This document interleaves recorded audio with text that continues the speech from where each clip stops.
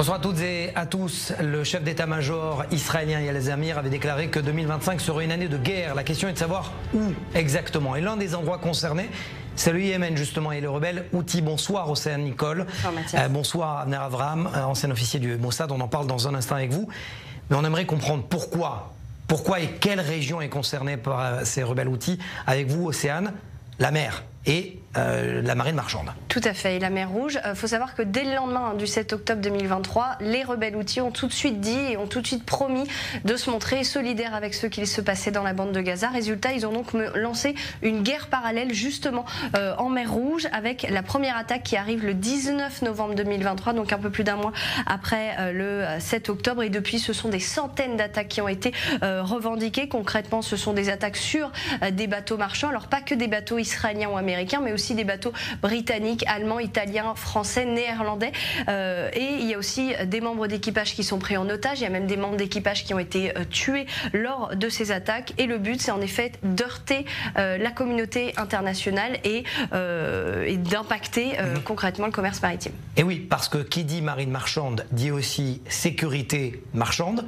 Et c'est le nerf de la guerre finalement. Tout à fait, parce que le Yémen, il faut savoir qu'il se situe sur la mer Rouge et c'est un endroit extrêmement stratégique. C'est ce qui relie l'Asie et donc la Chine pour aller en Europe. Donc c'est par là que tous les bateaux passent, et on le voit sur la carte, que tous les bateaux passent pour rejoindre le canal de Suez. Le problème, c'est que à cause de ces attaques, eh bien, il y a beaucoup de bateaux marchands qui sont frileux et qui ne veulent plus passer par là pour des raisons de sécurité. Résultat, ils doivent faire tout le tour et on va voir une autre carte. Ils doivent passer par le cap de la Bonne-Espérance, et donc en bas de l'Afrique, et résultat c'est un chemin qui est beaucoup plus long, beaucoup plus cher puisqu'il y a plus de dépenses en carburant, et c'est beaucoup plus long puisque ça met 20 jours supplémentaires en moyenne. Donc ces attaques, elles ont eu clairement, les attaques des rebelles Houthis ont eu clairement des répercussions sur le monde. Il y a eu des gros problèmes dans tout l'import-export. On se souvient par exemple de Ikea qui avait des gros problèmes pour recevoir les matériaux. Le canal de Suez, il faut savoir qu'ils ont aussi beaucoup payé puisque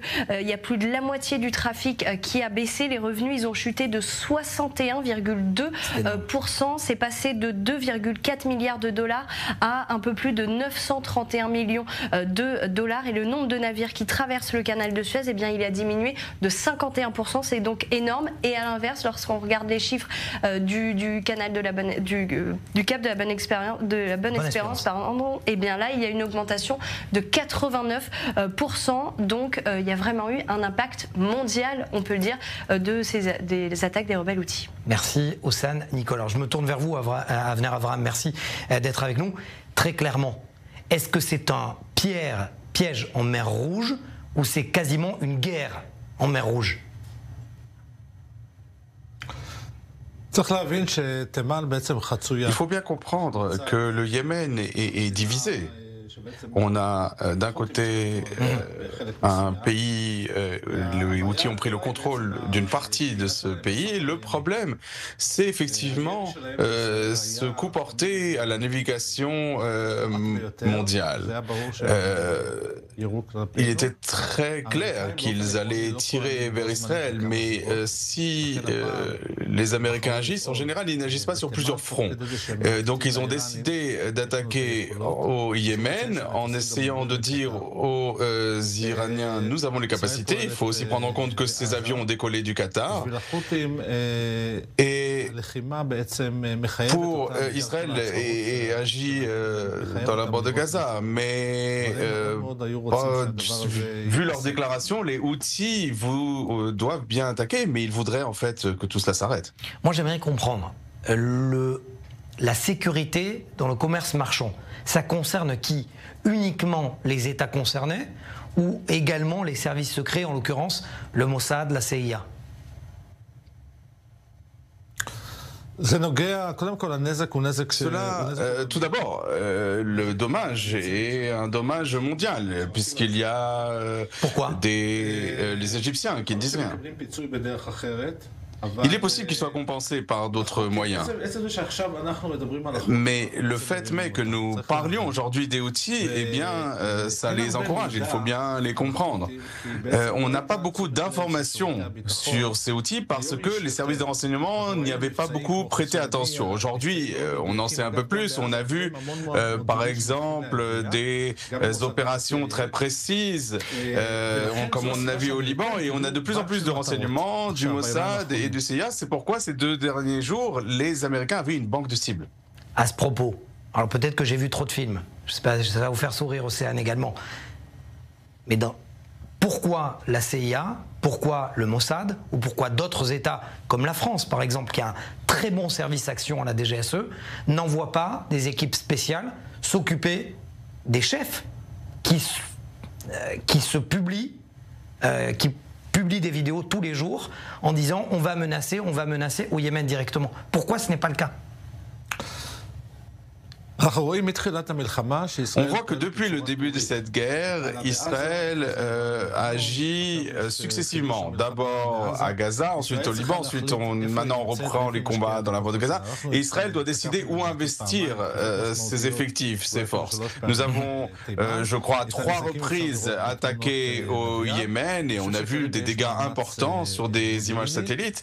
Pour l'instant, il y a des efforts sur le plan des renseignements qui sont faits et on comprend que les Houthis doivent être une question qui ne concerne pas seulement Israël. Les Américains peuvent agir de manière très significative au Yémen, notamment dans les régions montagneuses. Il est possible qu'ils le fassent. Mais je ne parle pas d'opération aérienne. Moi, je parle d'opération clandestine.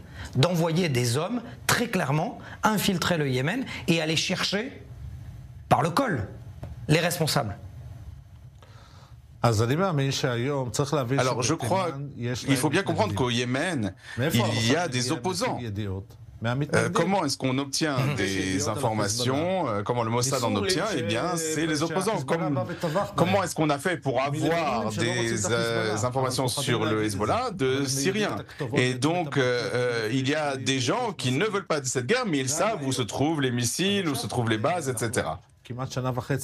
Donc cela fait presque 18 mois depuis le début de la guerre, donc on récolte des renseignements qu'on prend au sein des réfugiés. Mais encore une fois, je le répète, l'attaque américaine avant-hier, il y avait une banque de cibles, des dirigeants, des individus, des réserves de munitions. Et c'est un message aussi adressé à l'Iran, un message important. Et je dis aussi qu'on ne doit pas avoir peur des Houthis. Pour nous, ça n'a jamais été une menace très importante. Quand même, je vais vous contrer, parce qu'on disait ça aussi du Hamas, qu'ils ne sont pas menaçants, pas trop menaçants, ils restent dans leur coin, et pourtant on a vu le désastre qui a été causé le 7 octobre. Il ne faut pas sous-estimer non plus l'ennemi. Ce désastre du 7 octobre, c'est parce que le Hamas était de l'autre côté de la clôture. Les Houthis ne sont pas là, ils sont très loin. Et leur capacité d'attaquer avec des drones ou des missiles balistiques, nous avons montré que face à 300 projectiles qui ont été tirés à partir d'Iran, eh bien, ils n'ont pratiquement rien réussi à cibler. Alors, les Houthis, ça n'est pas la menace importante et c'est une bonne chose que ce soit les Américains et les Britanniques qui s'en occupent.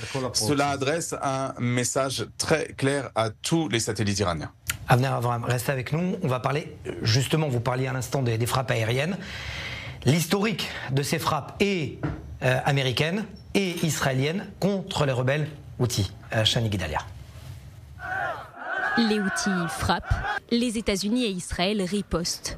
Le 12 janvier 2024, les États-Unis lancent une série de frappes ciblées contre une trentaine de positions Houthis. Objectif, détruire les sites de lancement de drones et de missiles et les radars servant à identifier les navires ennemis. Plusieurs villes sont ciblées, notamment la capitale Sanaa et Hodeïda. 20 juillet 2024, Israël cible le port de Hodeïda. Une réponse à une attaque de drone ayant touché un immeuble à Tel Aviv et fait un mort. Les frappes détruisent une raffinerie, une centrale électrique et des infrastructures portuaires. Israël envoie un message clair, toute menace sur son territoire sera sanctionnée. Le 29 septembre, Israël riposte une nouvelle fois au tir de missiles Houthis sur son territoire. L'armée israélienne frappe les ports de Hodeïda et Ras Issa, endommageant des centrales électriques et des installations pétrolières. 3 mois plus tard, alors que le pays connaît des tirs quotidiens de missiles balistiques et de drones en provenance du Yémen, Tsahal mène une série de frappes aériennes sur l'aéroport international de Sanaa, 2 grandes centrales électriques et des infrastructures utilisées pour transférer des armes iraniennes.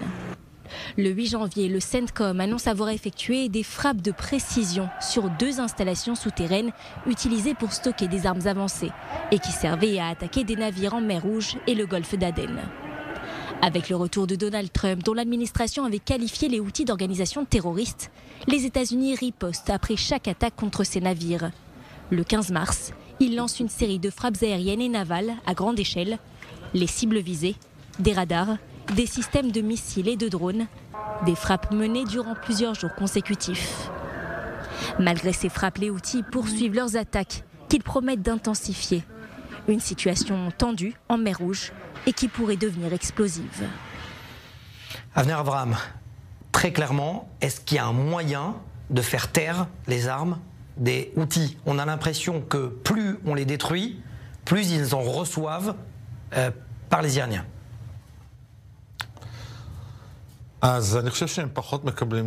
Je pense qu'ils reçoivent beaucoup moins d'armes que par le passé. Je pense qu'ils produisent beaucoup sur place. Il faut comprendre que le terrain au Yémen leur permet de se cacher dans des régions montagneuses, dans des grottes. Mais il y a aussi ce port de Hodeïda, il y a un aéroport qui ont été touchés par les attaques, qui n'ont pas été complètement neutralisés, mais qui ont subi de lourds dégâts. Voyons les résultats de cette attaque américaine. À mon avis, ils vont faire profil bas. C'est ce qu'ils ont fait d'ailleurs après les attaques israéliennes. Vous étiez en poste, un poste secret au Liban. Il y a des agents un petit peu de partout dans le Proche-Orient. Pourquoi il n'y en a pas au Yémen? Ou alors ce n'est pas dit? D'abord, pourquoi un Yéménite voudrait travailler pour les services de renseignement? Peut-être qu'il a besoin d'argent, peut-être qu'il a besoin d'aide médicale pour quelqu'un de sa famille, peut-être qu'il veut se venger, peut-être qu'on a tué quelqu'un de sa famille, ou il pense que c'est un opposant politique aux Houthis.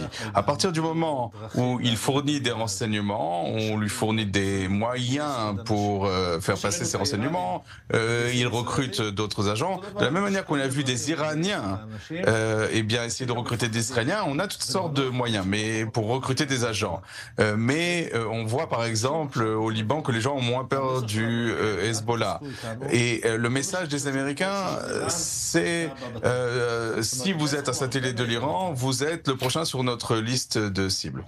Océane Nicole, on a parlé dans les mois qui ont précédé le 7 octobre, vous et moi, dans Défense notamment, du danger que faisait peser le Hezbollah. Vous avez été la première à commenter les massacres du 7 octobre sur les antennes 24 News. Quand vous entendez un ancien chef du Mossad, un ancien officier du Mossad qui dit que c'est pas grave, le dossier des rebelles Houthis, c'est quelques drones et quelques missiles. Je pense que comme vous le disiez tout à l'heure, il ne faut pas sous-estimer l'ennemi, et d'autant plus après le 7 octobre, quand on a vu ce qui s'est passé, il ne faut pas les sous-estimer, parce que le Hamas, des mois, des années avant le 7 octobre, ils faisaient leurs petites manifestations tous les vendredis hebdomadaires, ils allaient le long de la barrière, etc. Ils brûlaient des pneus. Personne ne les a pris au sérieux. Au final, ils ont aussi testé un petit peu l'armée israélienne. Là, ils lancent des drones. Hier encore, ils ont lancé, il y a 2 jours, un missile balistique qui a été intercepté bien avant qu'il rentre dans l'espace aérien israélien. Mais c'est aussi une façon pour eux de tester les capacités israéliennes. Donc je pense qu'il ne faut pas, d'autant plus après le 7 octobre, il ne faut pas les sous-estimer, et sous-estimer aucun ennemi d'ailleurs d'Israël, je pense.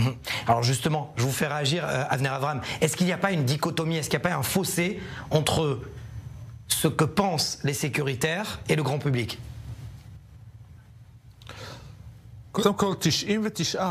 Tout d'abord, 99%, même plus, des dégâts causés par le Hamas, c'était lors de l'incursion terrestre, ça n'était pas dans les roquettes. Si on voit tout ce qui s'est passé et le résultat du tir des roquettes, il n'y a aucune logique au tir de toutes ces roquettes, parce que, alors effectivement, il y a eu des morts, il y a eu quelques blessés, mais le massacre, ça a été le résultat d'une incursion terrestre. On a vu même des gens venir à pied. On a vu ce vieil homme avec une canne entrer dans un kibbutz. Mais si on parle de la distance, le Hezbollah peut tirer des missiles d'une certaine portée. La seule chose qu'on peut tirer du Yémen, ce sont des missiles balistiques. Ils ont des drones aussi. Et à mon avis, on va bientôt avoir une solution pour ces drones, ce qu'on n'avait pas pour l'instant. Il y a aussi ces missiles balistiques et on a des capacités de les intercepter.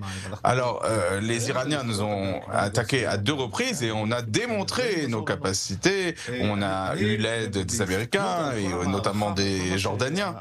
Si on regarde l'ensemble du tableau, l'ensemble des fronts auxquels nous faisons face, je ne pense pas que le Yémen soit un front qui soit une priorité pour nous. C'est une bonne chose que ce soit les Américains qui les attaquent. Cela montre que c'est un autre satellite de l'Iran et que l'Iran est en train de s'affaiblir. Vous allez beaucoup en Europe aussi, vous allez beaucoup en Allemagne aussi expliquer l'histoire de la traque des nazis. Vous entendez quoi des Allemands? Parce que vous parlez effectivement des Américains qui frappent les rebelles houthis, qui essayent de faire taire les armes des rebelles houthis. Mais ça concerne aussi le monde, ça concerne les bateaux allemands, les bateaux français, les bateaux britanniques. Pourquoi l'Europe n'est pas présente justement dans ces frappes? Oui, vous avez raison, mais c'est une menace qui reste économique. Donc, alors bien sûr qu'ils prennent le contrôle de navires, mais à mon avis, ils ont trop causé de dégâts aux Américains. Ils ont attaqué des soldats américains et ils vont en payer le prix, surtout depuis que Trump est à la Maison-Blanche. Sauf que l'économie, ça sert une économie aussi, l'économie de guerre. Donc ça les concerne. Oui,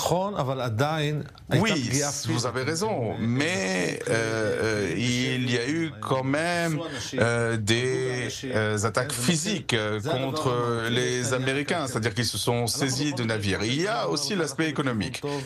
Encore une fois, nous sommes sur la bonne voie, sur tous les fronts, et peu à peu, les choses s'arrangent. Vous avez 30 secondes pour m'expliquer pourquoi. Parce qu'on a du mal à le croire.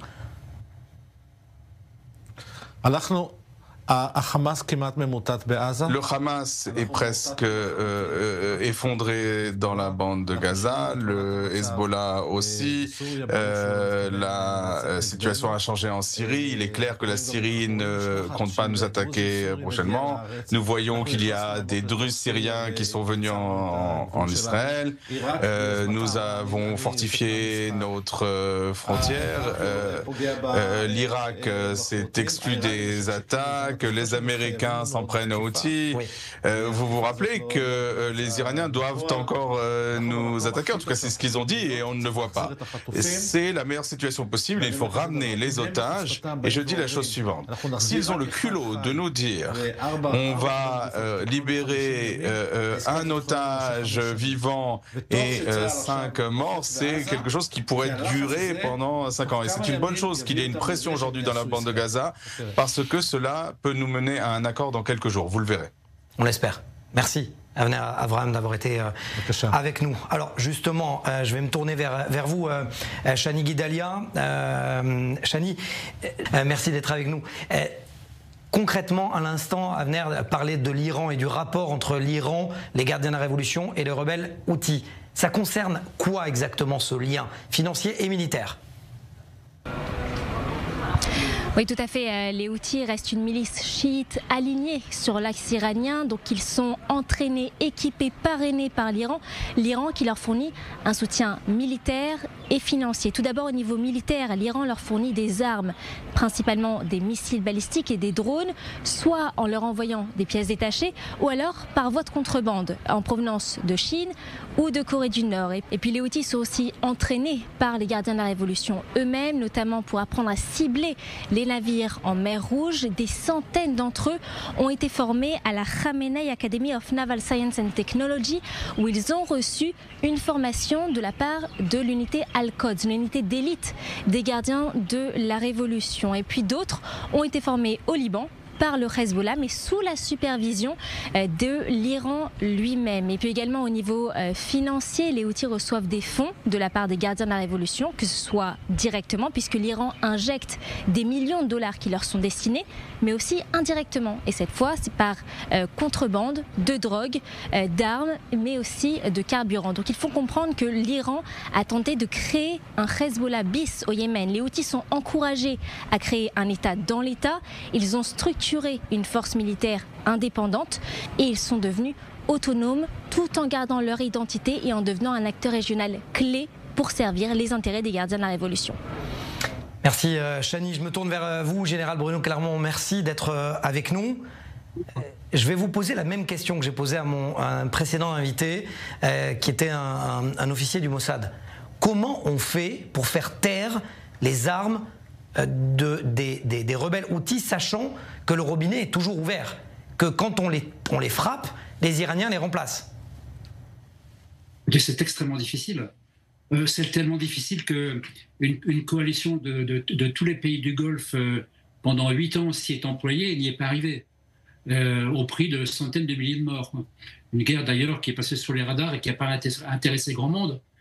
En réalité, les Houthis, je crois que c'est bien expliqué, est un proto-État, un État dans l'État du Yémen, avec une force armée considérable, extrêmement fanatisée, extrêmement déterminée, qui est très largement équipée par l'Iran depuis des années, qui a accumulé une quantité innombrable de matériel, qui a des systèmes de drones, de missiles de toutes sortes répartis à travers la partie du pays qui est contrôlée par les Houthis, c'est-à-dire finalement le tiers du Yémen. Et j'ai bien peur que il y a des chances que les Américains se cassent les dents sur les Houthis de la même manière que la coalition du Golfe s'est cassé les dents sur les Houthis. J'allais vous poser la question, ça vous dérange si je dis que vous êtes général de corps aérien, si les Européens ne sont hors jeu dans cette guerre contre les Houthis? Je ne crois pas qu'ils fassent vraiment la différence. Je pense que si vraiment l'US Navy et l'US Air Force décident de mener une campagne, ce qu'on appelle une campagne aérienne, dans la durée c'est quoi? Ça peut être 1 semaine, 2 semaines, 3 semaines, 1 mois, avec des dizaines, des centaines de sorties jour et nuit.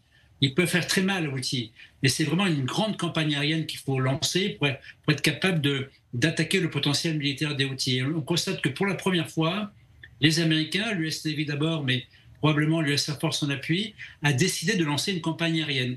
C'est-à-dire c'est la 4e nuit que les missiles de croisière américains frappent des sites militaires à l'intérieur du Yémen et que les chasseurs bombardiers qui décollent du porte-avions Harry Truman également réalisent des missions. C'est vraiment ça. C'est une campagne aérienne dans la durée. Et pourquoi pas les chasseurs français? Parce que les Français ont opéré en Irak, en Syrie également. Ils savent le faire. Alors, évidemment, une coalition internationale peut très bien fonctionner. Elle a déjà fonctionné aux côtés des Américains. Ça a été le cas en Irak. Ça a été le cas en Afghanistan, bien sûr. Là, c'est pas une question militaire, c'est une question politique. La participation des Français ou d'autres pays européens à ce type de scénario est techniquement possible. Mais visiblement, il y a une dimension politique qui, en tout cas, ne rend pas ça acceptable du côté français. C'est un courage. Les Américains sont seuls, aidés occasionnellement par les Britanniques qui mènent de temps en temps des attaques aux côtés des Américains, mais pour l'instant, les Américains sont seuls face aux Houthis. C'est une question de courage politique parce que les navires français sont aussi la cible des rebelles Houthis s'ils passent. Oui. Effectivement, en fait, il y a 2 opérations. Il y a plusieurs opérations, mais en ce qui concerne la protection du trafic commercial, il y a 2 opérations. Une opération sous drapeau américain qui s'appelle Prosperity Guardian et qui, elle, est à la fois défensive et offensive, et une opération européenne purement défensive qui s'appelle Aspides, dans laquelle la France participe et d'autres pays de l'Union européenne. C'est un positionnement politique différent, c'est un choix politique, en particulier parce que la France a des intérêts dans la région. Par exemple, on va prendre, vous savez, en face du Yémen, il y a la République de Djibouti, dans laquelle il y a un grand nombre de forces françaises présentes. Je pense que la France ne veut pas non plus mettre en difficulté la République de Djibouti, dans laquelle elle a une de ses toutes dernières bases particulièrement stratégique en Afrique. Donc ça compte également dans la décision de la France de ne pas s'associer, en tout cas pour l'instant, à cette campagne aérienne contre les Houthis. Et pourtant, général, la France a l'une des meilleures unités d'action en mer, de commando de la marine. Ça serait tellement plus simple si les Français acceptaient de jouer le jeu et de mettre à mal l'une des marionnettes de l'Iran. Bien sûr, là, plus on a de forces qui sont engagées dans une opération, plus on a de chances qu'elle aboutisse à un succès. Mais ça nécessite une vraie planification en amont, la volonté des pays de participer. Et pour l'instant, on se rend compte que même aujourd'hui, j'ai pas l'impression, j'ai même pas la certitude que les Britanniques soient associés à ces frappes aériennes, alors que en général, ils étaient associés aux frappes américaines, mais des frappes américaines qui étaient très, très occasionnelles. Là, c'est une autre dimension de la guerre, c'est une campagne aérienne qui dure depuis 4 jours et on ne sait pas combien de temps elle va durer. Si on écoute le président Trump, elle durera aussi longtemps qu'il y aura que les Houthis menaceront les bâtiments de guerre américains. Et les Houthis menacer les bâtiments de guerre américains, finalement, c'est leur raison d'être. Donc, ils n'arrêteront que si l'Iran leur demande d'arrêter. Donc, la vraie question, c'est la question de la pression sur l'Iran à nouveau. Et je fais remarquer que dans l'entretien entre le président Trump et le président Poutine téléphonique d'hier, ils ont évoqué cette affaire du Moyen-Orient et la nécessité d'éviter des conflits futurs et en particulier de faire en sorte que Israël ne soit pas menacé par l'Iran. Donc je pense que ça fait partie des négociations en ce moment, dans le paquet de négociations entre la Russie et les États-Unis, à la fois sur Israël et à la fois sur l'Ukraine. En espérant effectivement que dans cette guerre, il y a des intérêts communs et non pas des intérêts politiques. Mais ça, on le sait, c'est peut-être aussi le nerf de la politique, est aussi une partie intégrante de cette guerre contre l'Iran et ses réseaux. Bien sûr, mais vous avez raison, mais je pense que vraiment, le cas des Houthis est tout à fait nouveau et assez incroyable. Un pays que personne ne connaît vraiment, un mouvement à l'intérieur du pays qui s'appelle les Houthis, qui a été créé il y a 30 ans, qui a une tête militaire, qui est capable de tenir tête à l'US Navy pendant aussi longtemps. Enfin, c'est totalement incroyable. Donc, je pense que si vraiment l'US Navy décide de mettre le prix, elle sera capable d'écraser les Houthis sous des tonnes de bombes. Merci Général. Merci Général. Merci. C'est la fin de cette édition de Défense. On se retrouve très rapidement.